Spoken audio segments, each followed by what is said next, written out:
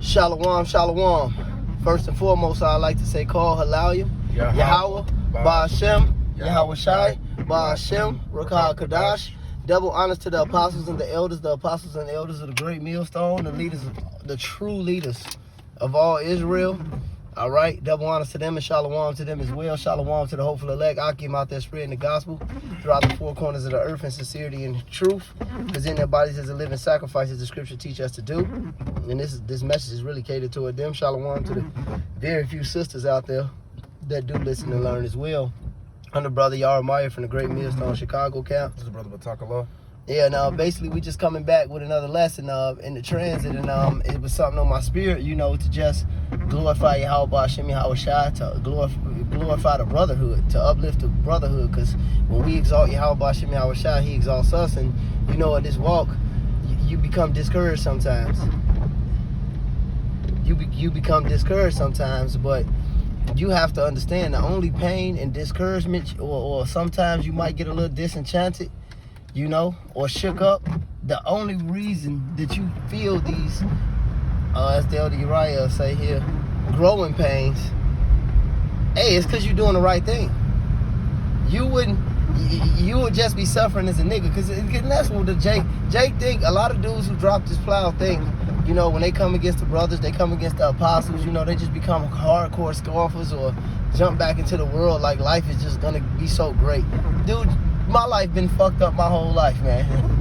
I'd rather be like this for the Lord, suffer for the Lord, than to suffer for being a nigga. But Yahweh Shai himself said it best: a servant is not greater than his master. Look how they mock the Lord. Look how they mock Yahweh Shai. And we bearing our burdens, we bearing each other's burdens, and we bearing the cross too. He said, if you don't take up your cross and follow after me, you're not worthy of me. We confessing Yahweh Shai, and he's gonna confess us before the Father, Yahweh himself. And if you really have a problem with suffering, you have a problem with the Lord. You have a problem with Yahweh Shai. And I know that's not in any sincere brother's heart. So we taking this shit on the chin and we going in, man. Right. And like the brother said about encouragement, man, that's just, it's not going to be a peak of the mountaintop type of ride, man. Yeah. For the whole way through, you know what I'm saying? Even great men, in the past in our nation have suffered through, situations that weren't good, man. Mm-hmm. As far as how it looked. Now, of course, Yahweh Ba'ashem Yahweh Shai has ushered those men through their situations. Daniel, for an example. Jeremiah. As well, Shadrach, Meshach, and Abednego. Yeah.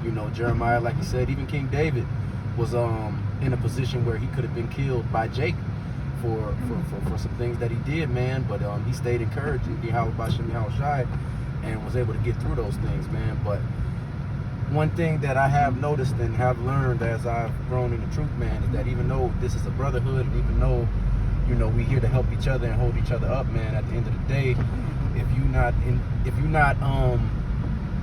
not like rooted, if you can't encourage yourself first and foremost, it's not gonna work for you, man. And that's really with anything in life. But the reason is because Yahweh Ba'ashem Yahweh Shai is the one that wrote this life. He's the one that wrote the rules to this life.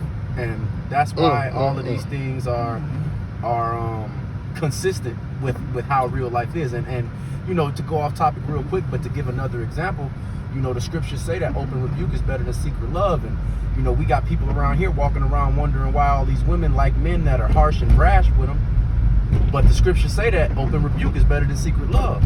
Yeah. So according to the scriptures, that's how you're supposed to treat the people that you care about. Not just being half-cocked and being mean and being mad all the time, but you're not supposed to let shit slide if you really care about people. And even though that's not a part of the theme of the lesson, it's just something that I wanted to use to back up the fact that these are the rules to this reality, man. No, that's conduct yourself properly. That's spiritual.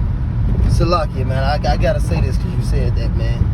Look, the brother brought out that's a good case in point, because you gotta understand, when you getting rebuked, this is wisdom entering into you. And the scripture says what? Wisdom enters into you more than 100 strikes into a fool.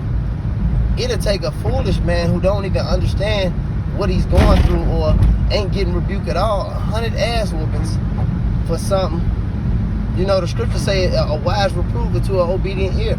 So when you listening to the brothers, you going through these things in life, and you really filtering them through the scriptures, like the beloved elder Apostle Tahar say, and we are in the spirit of Apostle Elder Tahar, man. We uploading this shit raw, man. That's it. Straight up, man. But when you filtering these things through the scriptures, you getting it. You getting it. That wisdom entering to you to where you don't have to really take a real live ass whooping or a real live jack up. So that was a great point on subject, but off subject. Because you can't be discouraged, man. You got to take the good with the bad. The scripture says, Sirach, the 2nd chapter, that acceptable men are proven in the furnace of adversity. That's right. That don't sound cool. And also, roughly paraphrasing, the scriptures also say that a father chastens his children that he loves, and you know, He rebukes and chastens. And I'm not saying it we're driving out, so Salaki for that. Hey, it's in Hebrews. Just look it up. They can look it up. But you know, and it goes on to say that if the Lord didn't rebuke you, it would be like you was a bastard to That's him, right. man, not one of his children. So you really gotta we gotta start reevaluating what the things that we value and the things that we look at as important and as dutiful when you're talking about dealing with people that you're supposed to care about, man. And yourself is first and foremost in that. We got to really start understanding why the rebuke is being done. See, we in an emotional world right now. Things have been turned upside down because the man of sin is in charge. And of course, the man of sin don't like getting rebuked because that would be his whole fucking life. Right. Right. Exactly. That'd be. Hey, and it's funny because that's just that debt piling up, because the Lord is gonna really, he don't have to rebuke Esau. He don't love him. He's just really gonna fuck him over, man. That's gonna be his downfall, that he not getting rebuked. He is a bastard. Scripture tell you that a bastard shall dwell in Ashdod. Where they over there kicking it at now? He ain't gonna get rebuked. He's doing all this mockery. But the Lord is not mocked. Whatsoever a man sow, that he should reap. And you also got to understand the scriptures say we are not punished as our iniquities deserve. Because the Lord, hey look, man, there wouldn't be no fucking flesh left to save. And Yahweh Shai himself told his disciples, man, he said, whether it's to sit on my right hand or my left, that's up to the Father. But he told him, you will drink of this cup. You're going to live this life. You even going to die this death. Like the brother said, man, nobody really, if we was just going by letter of the law, really deserves salvation. At least in my case. No, it's true. I've committed many sins unto death, more than once. Hey, that's what have done the same ones over again before. That's what the book of Romans is letting you know. He lets you know. Why do you think he comes straight in the first 2 chapters, really, talking about the wickedness of Jacob? Especially going down from that first chapter to the first chapter starting at about the 19th verse. You know, none of us really deserve this. You know, but the Lord chose us to do this. Why wouldn't you do it? The scriptures say, whatever thou findest thy hand to do so with all thy might. I'm going to read this Job 11 and 6 because Benji had posted it in our group. The beloved brother, Batazawanya, you know, the elder brother. He had posted Job 11 and 6 when we was breaking some bread today. This Job 11 and 6, it says, and he would show thee the secrets of wisdom, that they are double to that which is. So it's always going to be more to know, man. You know. It says, know therefore, fucking phone. It says, know therefore that Yahweh exacted of thee less than thy iniquity deserved. So the Lord not even really, this is the grace period. The Lord ain't really holding us fully accountable for everything we actually doing. Now the scriptures do let you know not to use your liberties as a cloak for maliciousness. You know, we're not just gonna go just be some buck wild niggers in the spirit of the Greeks and Romans, but yeah, man, you got liberties. You just gotta be encouraged, man. Don't be discouraged, man. Just know, hey, that he that is friends with the world is the enemy of Yahweh Shem Yahweh Shai. Just know that, man. And real quick, can you go back into that Job 11 real quick and just jump down to, I think it's 13. I gotta re-get it because I didn't go into the chapter. So, I gotta re-get it, but I got you. But yeah, he said it, man. He that is friends with the world is an enemy of Yahweh Shem Yahweh Shai. So, we can't get discouraged in this place because we're not like, or we the outskirts of the world, man. The scripture says, he that departed from evil maketh himself a prey. We signed up for that. Am I therefore your enemy because I tell you the truth? Yes, we signed up for all that, man, and we gonna get the rewards to benefit with it. Where you wanted that? Here we go. It's 16 actually. Salaki. Con. It's 16. This is Job 11:16. It says, because thou forget thy misery, Salaki, because thou shalt forget thy misery, and remember as water that pass away. And you know that now that's talking about after, you know, we get through this and get to the other side, at least to my knowledge. But that can also be applied here, because guess what? Oh no, that's manifold, brother. When you go off and you may, even if you don't get rebuked, if you sincerely in this thing and you go off, that shit cuts you to the core, man. And it's misery. You feel miserable doing that shit. Yeah. You understand me? And the Apostle Paul said it himself, man, that he don't want to commit sin, but his flesh make him do it.